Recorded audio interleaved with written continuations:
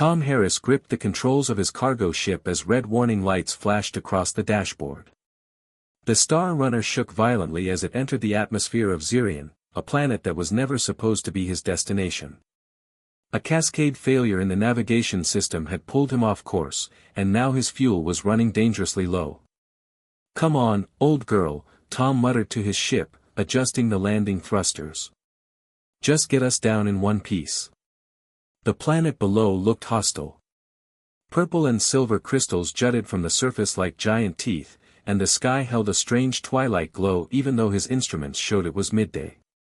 Dense forests of crystalline trees stretched as far as he could see, their surfaces reflecting light in patterns that made his eyes water. The Star Runner hit the ground harder than Tom would have liked. The impact threw him against his safety harness, and he heard the grinding sound of metal against rock. When the ship finally stopped moving, steam was rising from the damaged hull.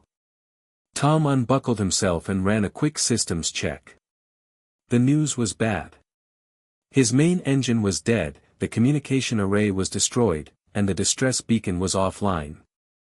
He was completely cut off from the shipping lanes that connected the human colonies. "Well, this is just perfect," Tom said to the empty cockpit. He had been a cargo pilot for 15 years, running supplies between the outer colonies and Earth. He had seen engine failures before, but never this far from help. Tom gathered his emergency supplies and stepped outside.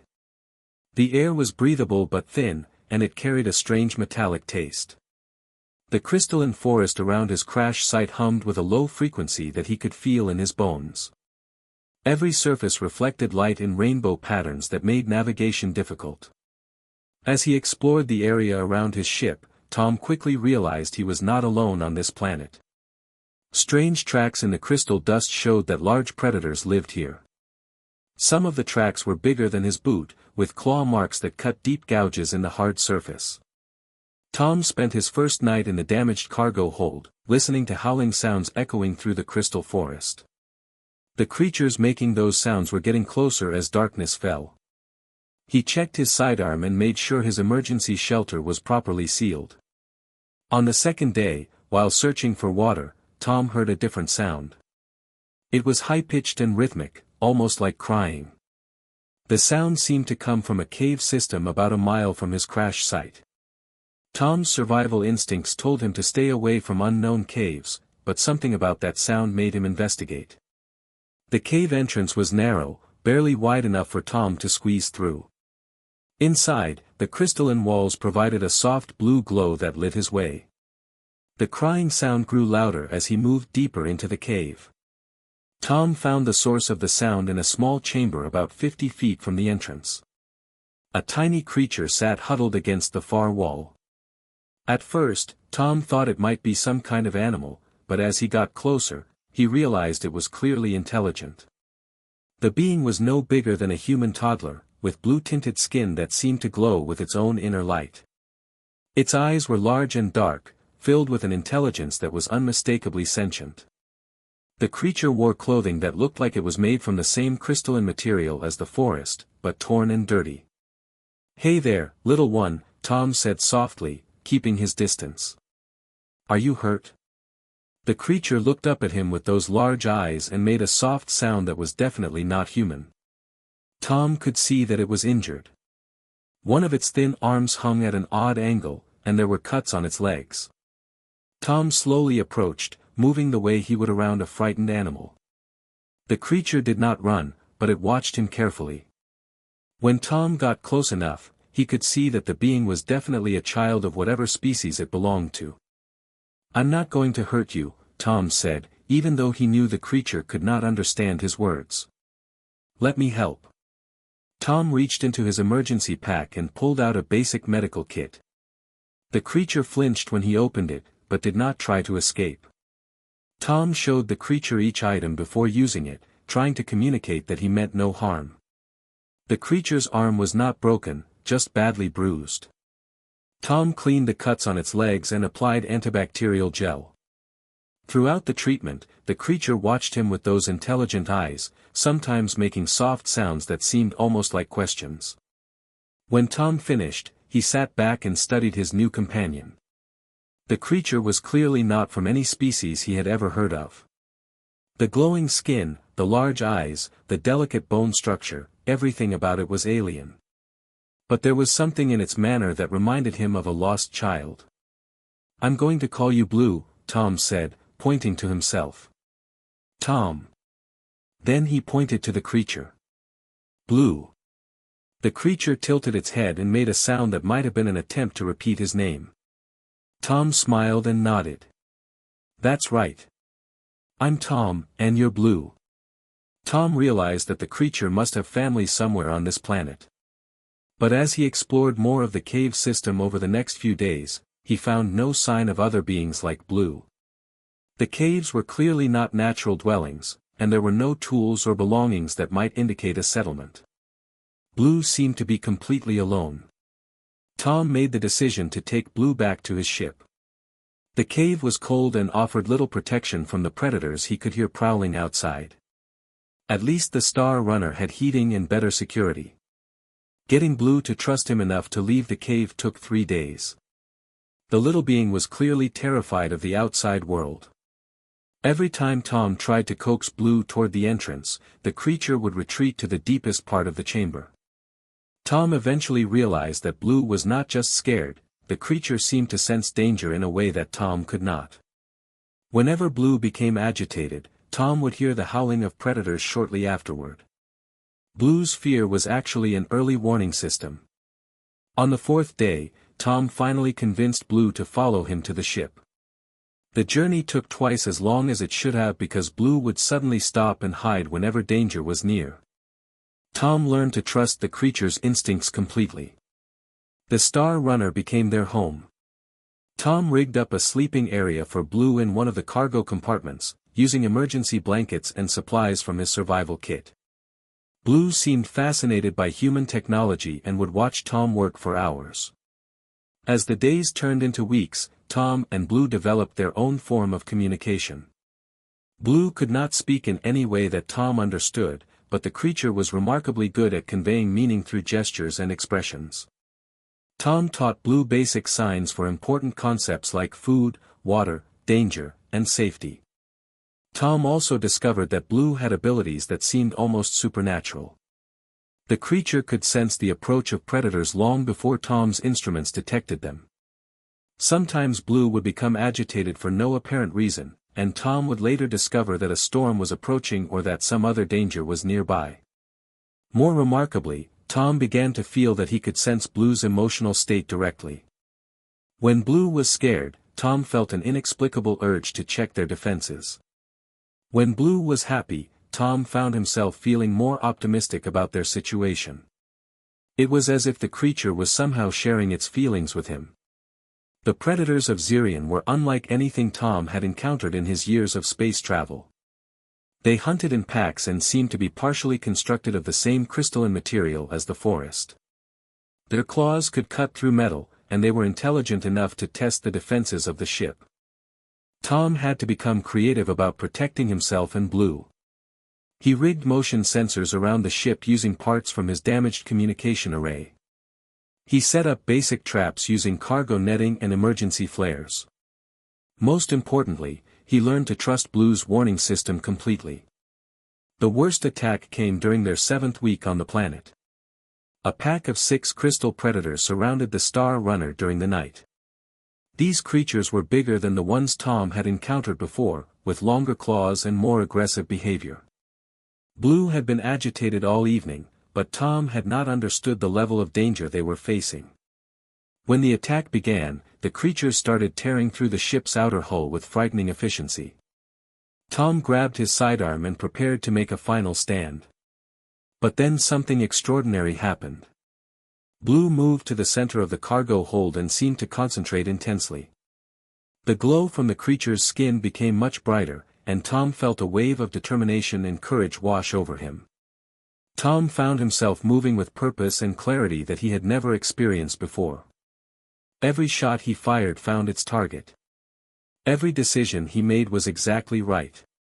It was as if Blue was somehow enhancing his natural abilities, making him faster and more accurate than he had ever been. The attack lasted less than 10 minutes, but when it was over, all 6 predators were either dead or retreating. Tom stood in the damaged cargo hold, amazed at what had just happened. When he looked at Blue, the creature's glow had faded, and the little being looked exhausted. Tom realized that Blue had done something to help him during the fight. Somehow, the creature had shared not just emotions but actual mental energy. The connection between them was far deeper than Tom had imagined. After the attack, their bond grew even stronger. Tom found that he could often predict what Blue needed before the creature expressed it. Blue seemed to understand Tom's plans and would often prepare for activities before Tom announced them. Tom also began to understand more about Blue's species. The creature was clearly from a highly advanced civilization. Blue's clothing, though damaged, was made from materials that Tom could not identify. The creature showed an intuitive understanding of technology that suggested a background of sophisticated tools and machines. But Blue was also physically fragile in ways that surprised Tom. The creature could not tolerate the temperature variations that Tom barely noticed. Blue had to eat frequently and in small amounts, unlike Tom who could skip meals when necessary. Most telling, Blue was absolutely terrified of the physical confrontations that Tom handled as part of survival. Tom realized that Blue came from a species that had evolved in a very different environment. They were probably highly intelligent but not physically tough. They had likely never had to deal with primitive survival challenges. That would explain why Blue was so impressed by Tom's basic wilderness skills. As their 10th week on Zirian began, Tom had settled into a routine of maintenance, exploration, and protection. He had given up hope of immediate rescue but was confident that he could keep himself and Blue alive indefinitely. The Star Runner could not fly, but it provided good shelter. Tom had located reliable sources of water and food. His improvised defense systems were holding against the predators. More importantly, Tom had found purpose in caring for Blue. The little being had become more than just a companion. Blue was curious about everything Tom did and seemed to be learning human behaviors at an amazing rate. Tom found himself teaching Blue not just survival skills but human concepts like humor, patience, and determination. Blue, in return, was teaching Tom things that he could not have imagined. The creature's ability to sense danger had kept them both alive multiple times. Blue's emotional sharing had made Tom more aware of his own feelings and reactions. Most remarkably, during moments of crisis, Blue seemed able to enhance Tom's natural abilities in ways that bordered on the miraculous. Tom began to suspect that Blue's species had evolved some form of telepathic or empathic abilities. The emotional connection he felt with Blue was too strong and too consistent to be his imagination. The way Blue could predict his thoughts and respond to his unspoken needs suggested a form of mental communication. On the morning that would change everything, Tom was working on the ship's solar collectors when Blue suddenly became extremely agitated. The creature's skin began glowing brightly, and Tom felt waves of excitement and anticipation that were clearly not his own emotions. Tom followed Blue's gaze and saw something that made his heart race. High above the crystal forest, a ship was descending toward the planet's surface. But this was not a human vessel. The craft was sleek and crystalline, clearly built by the same species that had created Blue's clothing. Blue's people had finally found them. As the alien ship approached, Tom felt a mixture of relief and sadness. Relief because Blue would finally be reunited with family and proper medical care. Sadness because their incredible partnership was about to end. Tom had no way of knowing that for Blue's people, their separation would be impossible to accept. The alien ship landed in a clearing about half a mile from Tom's crashed vessel. It moved without sound, settling on the crystalline ground like a feather. The hull was made from the same glowing material as Blue's skin, and it pulsed with soft blue light. Tom watched from behind his ship's damaged hull as 3 figures emerged from the craft. They were tall and elegant, clearly adult versions of Blue's species. Their movements were graceful but careful, as if they were afraid of the rough terrain. Blue ran toward them without hesitation, calling out in a musical language that Tom had never heard before. The aliens responded with obvious relief and joy, surrounding the small being with gentle touches and soft sounds. Tom stayed hidden, unsure whether he should reveal himself. These beings had advanced technology and unknown capabilities. For all he knew, they might view him as a threat or as someone who had kidnapped their child. His decision was made for him when Blue broke away from the group and ran back toward Tom's position. The little being called out in the few human words it had learned, mixed with urgent sounds in its own language. The three aliens followed Blue's lead and soon found themselves face to face with Tom. Up close, Tom could see that they wore clothing similar to Blue's but in perfect condition. Their skin had the same inner glow, and their large eyes held intelligence and caution. The tallest of the three stepped forward and placed a hand on Blue. Immediately, the alien's expression changed to one of amazement. Tom felt the familiar sensation of Blue sharing emotions, but this time the feelings were directed toward the tall alien. The alien spoke to its companions in rapid, musical tones.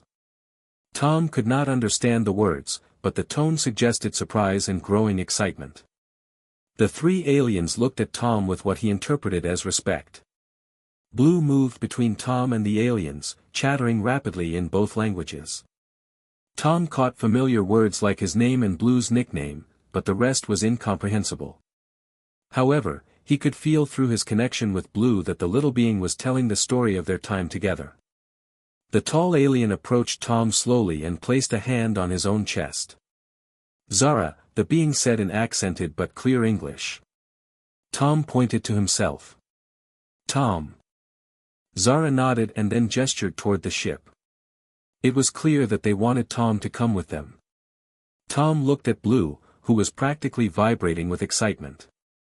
The little being grabbed Tom's hand and pulled him toward the alien craft. Tom gathered his essential belongings and followed the group to their ship. The interior was unlike anything he had ever seen. The walls glowed softly, providing perfect illumination without any visible light sources. The floor felt solid but slightly yielding, like walking on a living surface. Zara led Tom to what appeared to be a communication station. The alien touched a panel, and suddenly Tom could understand the language being spoken around him. It was not quite translation, he could still hear the musical alien words, but the meaning became clear in his mind. "Your species has remarkable technology," Tom said to Zara. "The technology is not ours," Zara replied. "It is a gift from the royal family. We use it to communicate with other species across the galaxy." "Royal family?" Tom asked. Zara looked at Blue with an expression Tom could not read. "The child you protected is Prince Blue of the House of Eternal Light. The heir to the crystal throne of Ithani." Tom felt his knees go weak. For 3 months, he had been caring for the equivalent of alien royalty. No wonder these people had come looking for Blue with such advanced technology. "I had no idea," Tom said. "Blue never showed any signs of being special." "That is exactly what makes you special," Zara said. "Prince Blue has told us everything through the mental link. You treated the heir as you would treat any child in need. You risked your life repeatedly to protect someone you believed was just a lost alien." As their ship left Zirian's atmosphere, Tom learned more about Blue's people. The Vithani were an ancient species that had evolved powerful mental abilities instead of physical strength. They could share thoughts and emotions across great distances, sense danger before it arrived, and even enhance the mental capabilities of other beings. But their mental evolution had come at a cost. The Vithani were physically fragile and had little experience with the kind of survival challenges that Tom had handled easily. Their technology allowed them to live comfortably on peaceful worlds, but they were poorly equipped for hostile environments. "Prince Blue was traveling with a diplomatic mission to the edge of our territory," Zara explained. "Pirates attacked the convoy. In the confusion, the prince's escape pod was damaged and pulled off course. We have been searching for 3 months. Why didn't you find us sooner?" Tom asked. "Prince Blue's mental signature was changed," Zara said. "The bond formed with you created interference that our sensors could not penetrate. We finally detected the prince only when you both felt the emotions of our approach." Tom looked at Blue, who was sleeping in a specially designed chair that accommodated the child's small frame. The little being looked peaceful and content in a way Tom had rarely seen during their time on Zirian. "What happens now?" Tom asked. "Now we take Prince Blue home," Zara said. "And we take you to meet the Queen." The journey to the Vithani homeworld took 2 days at faster-than-light speed. During the trip, Tom learned more about the species he had unknowingly become connected to. The Vithani controlled a section of the galaxy that included over 200 worlds. They were peaceful by nature but commanded respect because of their mental abilities and advanced technology. Their homeworld was called Crystallis, and it was exactly what Tom expected after seeing Zirian's crystal forests. The entire planet seemed to be made of living crystal that pulsed with inner light. Cities grew from the landscape like flowers, their spires reaching toward a sky that shimmered with rainbow colors. "Your world is beautiful," Tom said as they approached the capital city. "It is also fragile," Zara replied. "Like our people. That is why what you did for Prince Blue is so significant. You showed strength where we have weakness." The royal palace was a massive structure that seemed to be carved from a single enormous crystal. It rose from the center of the capital city like a mountain of light, its faceted surfaces reflecting the glow of the surrounding buildings. Inside, Tom was led through corridors that were works of art. The walls showed scenes of Vithani history in crystalline relief. The floors were polished to mirror smoothness, and the ceilings soared to impossible heights. Blue held Tom's hand throughout the journey, clearly nervous about something. Tom could feel anxiety radiating from the child, mixed with anticipation and an emotion he could not identify. They finally arrived at the throne room, a circular chamber with walls that rose in tiers like an amphitheater. At the center, on a throne made from what looked like condensed starlight, sat Queen Valera. Tom had expected royalty, but the Queen's presence still took his breath away. She was tall even for a Vithani, with skin that glowed more brightly than anyone Tom had seen. Her eyes held depths that suggested centuries of experience, and when she looked at Tom, he felt as if she was reading his entire life story. "Tom Harris of Earth," the Queen said, her voice carrying harmonics that resonated in Tom's chest. "You have done something that no being in our recorded history has accomplished." "Your Majesty," Tom said, unsure of the proper protocol.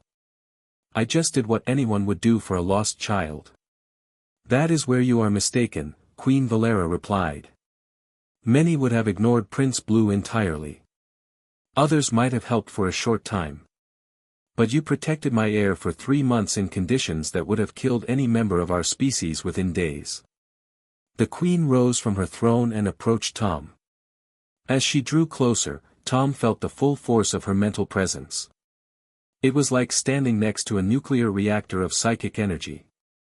"Prince Blue has shared every moment of your time together," the Queen continued.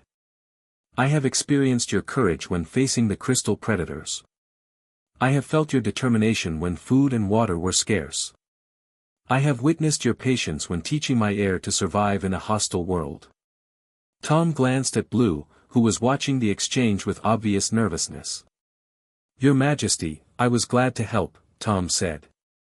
"But now that Blue is safe, I should return to my own people." The Queen's expression changed in a way that made Tom suddenly uncomfortable. "That will not be possible," Queen Valera said. "I'm sorry, what?" Tom asked. "You have formed what our people call a guardian bond with Prince Blue," the Queen explained. "It is a connection of trust and protection that transcends species. In our history, such bonds are considered sacred and unbreakable." Tom felt a growing sense of unease. "I appreciate the honor, but I have a life to return to. I have responsibilities." "Your responsibility now is to Prince Blue," the Queen said firmly. "The bond you have formed cannot be severed without causing permanent damage to my heir's developing mind. You have become part of Prince Blue's essential support system." Tom looked around the throne room and realized that the assembled courtiers were watching him with expressions of awe and expectation. To them, this was not a discussion but a pronouncement. "You're saying I can't leave?" Tom asked.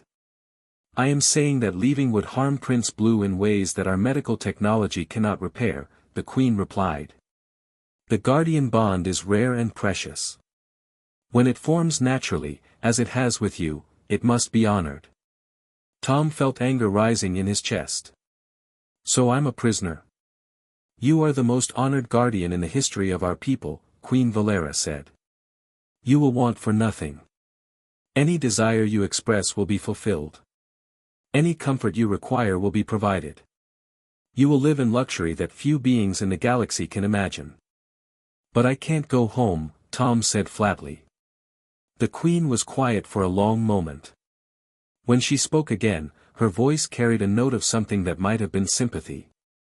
Prince Blue will rule the Vithani Empire one day, she said. The bond formed with you has already enhanced the prince's natural abilities beyond what we thought possible. Your influence has made my heir stronger, more adaptable, more capable of facing challenges. These qualities will be essential for future leadership. Tom looked at Blue, who was now openly distressed. The child was sending waves of apology and sadness that made Tom's chest ache. This isn't Blue's fault, Tom said quietly. Of course not, the Queen agreed. Prince Blue is a child who formed a natural attachment to a protector.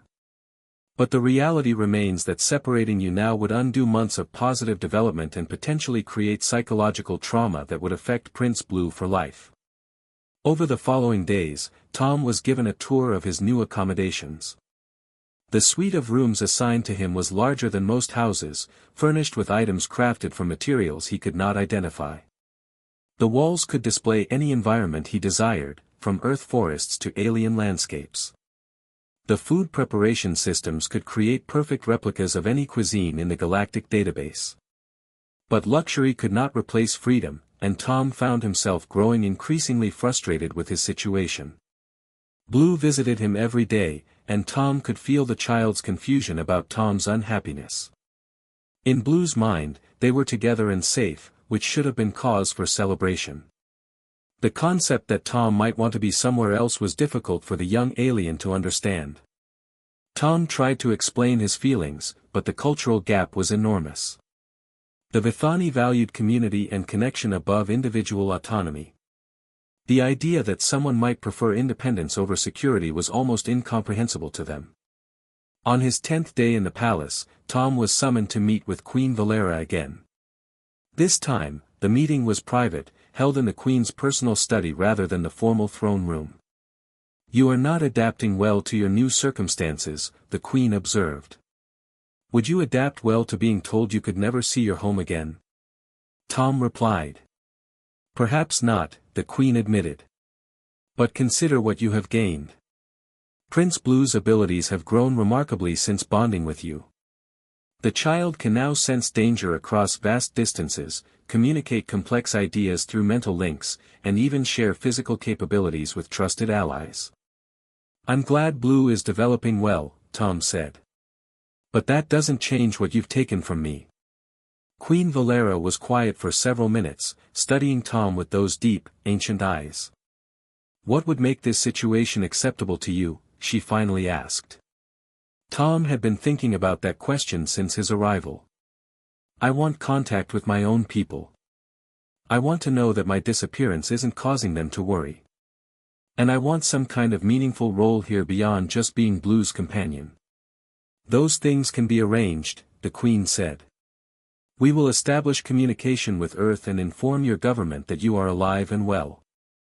As for a meaningful role, I have a proposition. The Queen stood and walked to a wall display that showed a map of the galaxy. Hundreds of worlds were marked in different colors, representing various species and political entities. The Vithani Empire has little contact with humanity, she explained.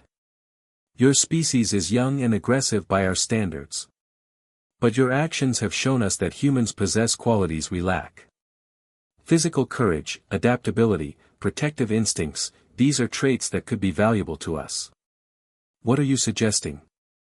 Tom asked. Become our first human ambassador, the Queen said. Use your unique position to build bridges between our peoples. Help us understand humanity while helping your species understand us. Tom considered the offer. It would give him purpose beyond just caring for Blue, and it would allow him to potentially benefit both species. What would that involve? Tom asked. You would work with our diplomatic corps to establish formal relations with Earth, Queen Valera explained. You would advise us on human psychology and culture. You would help us develop trade agreements and mutual defense treaties. Most importantly, you would help ensure that when Prince Blue eventually rules, the Vithani Empire and humanity are strong allies. Tom realized that this was more than just a job offer. The Queen was essentially asking him to shape the relationship between two civilizations. Why do you trust me with something this important? Tom asked. Because you protected my heir without knowing who Prince Blue was, the Queen replied. You showed character that cannot be taught or faked. If you can be trusted with the life of our future ruler, you can be trusted with the future of our people. Tom spent the next several days thinking about the Queen's offer. During that time, he observed more of Vithani society and began to understand their perspective better. The Vithani were an ancient people who had achieved peace and prosperity through mental evolution rather than technological conquest. They genuinely valued cooperation and harmony, but this had left them unprepared for dealing with more aggressive species. Humanity's expansion into space had brought them into contact with several hostile alien races. The Vithani's advanced technology and mental abilities made them natural allies for Earth, but their peaceful nature made them hesitant to get involved in human conflicts. Tom began to see how his unique position could benefit both species. He understood human motivations and capabilities in ways that the Vithani could not. At the same time, his bond with Blue gave him insights into Vithani culture that no other human possessed. On his 15th day in the palace, Tom requested another audience with Queen Valera. I accept your offer, he told her. But I have conditions. Name them, the Queen replied. I want regular communication with Earth, not just a one-time notification, Tom said. I want the right to bring other humans here as part of the diplomatic mission. And I want assurance that if we can find a way to maintain Blue's health and development without the Guardian bond, I will be free to choose my own path. The Queen considered his terms carefully. The first two conditions are easily granted. The third is more complex, but I agree to allow research into alternatives to the Guardian bond. If our scientists can find a way to maintain Prince Blue's psychological stability without your presence, you will be free to leave. Tom felt a weight lift from his shoulders. He was still essentially trapped, but now he had hope for eventual freedom and meaningful work in the meantime. There is one more thing, the Queen added. Prince Blue must be informed of this arrangement in terms the child can understand. The Guardian bond works both ways. Prince Blue's emotional state affects its stability as much as yours does. Tom agreed, and that evening he had a long conversation with Blue about their future together. Using the mental connection they shared, Tom was able to communicate concepts that would have been impossible to express in words.